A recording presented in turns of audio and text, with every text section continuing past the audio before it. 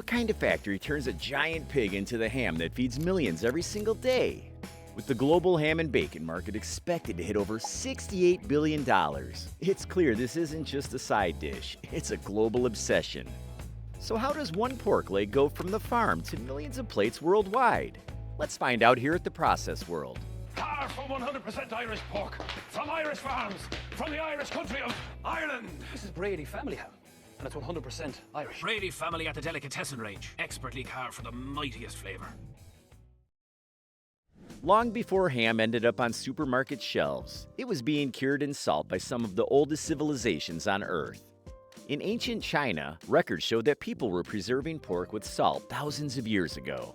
That technique didn't just stay there, it moved. As trade expanded, so did knowledge. The Romans picked it up, and being the empire that they were, they took it seriously. They even had specialized workers who focused solely on meat curing. Later on, European regions started adding their own touch. In Italy, they air-dried pork legs in mountain winds. In Spain, salt and thyme turned ham into something prized. Over in France, coastal cities made use of sea salt, giving their hams a flavor that stood out. What started as a way to keep meat from spoiling slowly turned into a craft passed down for generations. These traditions laid the groundwork for what ham would eventually become, a global favorite with deep roots in history and culture. Every region shaped it a little differently, but the core method stayed the same: salt, time, and care. Now, before any curing or slicing happens, the process starts long before the pork even reaches the factory floor. Farmers raise pigs under strict conditions, focusing on proper feed, clean environments, and healthy growth. The goal is to produce pigs with the right balance of fat and muscle, which is key for good ham. Once the pigs reach a certain weight and age, they're transported to processing facilities under carefully monitored conditions to reduce stress and ensure quality. At the facility, humane slaughter methods are used, following strict regulations. After that, the carcasses are cleaned, inspected a little, and quickly chilled to keep the meat fresh and safe. The chilling step is important. It helps slow down the bacteria growth and prepares the pork for further processing and ready for the next steps. Once the chilled pork legs arrive at the factory, things move fast with precision. First, the pork is inspected. Even though the meat has already been checked earlier, this second round helps catch anything that doesn't meet quality standards. Workers and machines check the color, texture, and overall condition of each piece. Every cut has to be just right before it can move forward. Next comes trimming. This is where any extra fat or uneven edges are carefully removed. The goal is to make sure that every pork leg is uniform and ready for the next stages. Trimming also helps the flavors during the curing spread more evenly throughout the meat later on.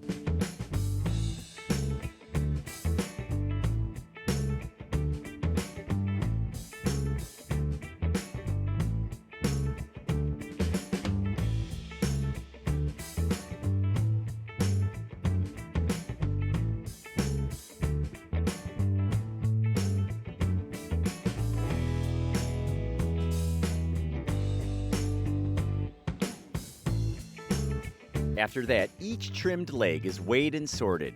Some are better suited for dry curing, while others are picked for wet curing. Sorting helps the factory stay organized and efficient, especially when handling different types of ham at once. Every step here is done to set the foundation for what comes next. Because once the meat is prepped and in the right category, it's ready for one of the most important stages in the entire process: curing. Curing is the step where pork starts to become ham. This process is all about preserving the meat and giving it that flavor that makes ham so unique. Factories use two main methods: dry curing and wet curing, depending on the type of ham they're producing. In dry curing, the pork leg is rubbed with a mix of salt and sometimes sugar and spices. It's then left to rest in cool, controlled rooms for weeks or even months. The salt draws out the moisture from the meat, which helps prevent bacteria from growing while also intensifying the flavor.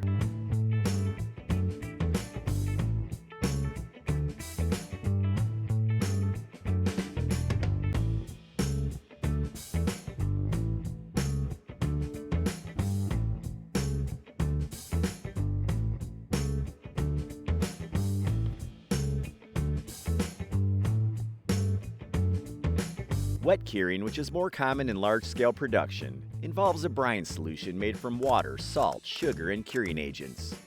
The brine is injected directly into the pork using machines that make sure that the liquid spreads evenly. This method speeds up the process and creates a moist, flavorful ham that's ready for cooking in much less time. During curing, every detail matters. The temperature, the timing, and the balance of ingredients all need to be exact. Once the curing step is complete, the meat moves into a phase that's all about balance, getting that deep flavor into every part of the pork and making sure that the texture feels just right. This is where machines called tumblers and massagers come in. They gently rotate and knead the meat, helping the salt, spices, and moisture spread evenly throughout the entire cut. This process also activates natural proteins in the meat. When the pork is massaged in this way, it releases proteins that help it bind together and hold on to moisture. That's one of the reasons why cooked hams feel tender and juicy instead of dry and crumbly. Factories often use controlled timing and speed for this step. It's not just about movement, it's about rhythm. Too fast and the meat can tear. Too slow and the flavors won't blend the way they should. Every batch is handled carefully, and each cut is treated to bring out the best taste and texture. Once the ham has been cured and massaged, it's time for one of the most flavor-packed steps in the process: smoking. Now, not every ham is smoked, but when it is, the results speak for themselves. The meat is placed inside large cooking chambers where it's exposed to controlled smoke from specific types of wood, like hickory, maple, or applewood. Each type of wood adds its natural flavor to the ham. The temperature inside these chambers is carefully maintained. It's warm enough to allow the smoke to work into the meat, but not so hot that it starts to cook. This step is slow and steady, and depending on the style of ham being made, it can take several hours to get the right level of smokiness. Factories use automated systems to manage airflow and smoke levels inside the chambers. This helps keep things consistent, batch after batch. By the time this step is complete, the ham has gained both taste and strength, getting it one step closer to being ready for the plate. The goal is to make sure that the meat is fully cooked, while keeping it juicy and tender. For that, industrial ovens and steam chambers are used. These machines are designed to heat the meat slowly and evenly. The temperature is closely monitored from start to finish. Ham isn't cooked until it reaches a specific internal temperature that makes it safe to eat. This is usually around 70 degrees Celsius, and sensors are used to check every batch. Nothing is left for chance. Some hams are steam cooked, others are baked, depending on the style the factory is aiming for. Cooking at the right pace helps keep the flavor locked in. If it's rushed, the meat can dry out. If it's too slow, it may not meet food safety standards. That's why timing and heat control are so important. Once cooking is complete, the ham is quickly cooled down. This helps it stay firm and makes it easier to slice later on. At this point, the raw pork has officially become ham, cooked, flavorful, and ready for the final stage before heading to store shelves. This stage focuses on keeping the product fresh, safe, and ready for shelves. In most factories, everything is automated to keep things moving quickly and cleanly. First, the ham is sent through high-speed slicers that cut it into perfect, even slices. The machines are built to handle large volumes without damaging the texture of the meat. After slicing, the ham is portioned and placed into trays or film-lined packs.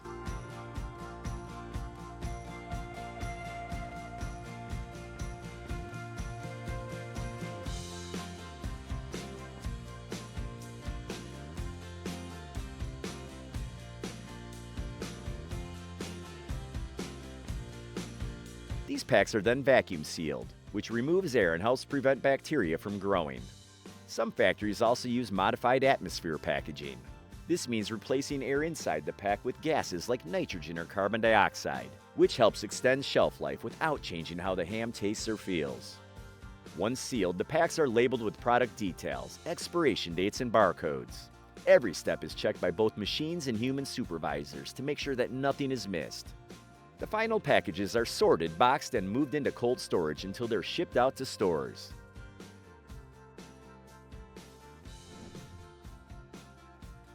And that's it. So now, if a single pork leg can go through all that and turn into something that the whole world craves, what other everyday foods are hiding stories this wild behind the scenes? Share your thoughts in the comments section below.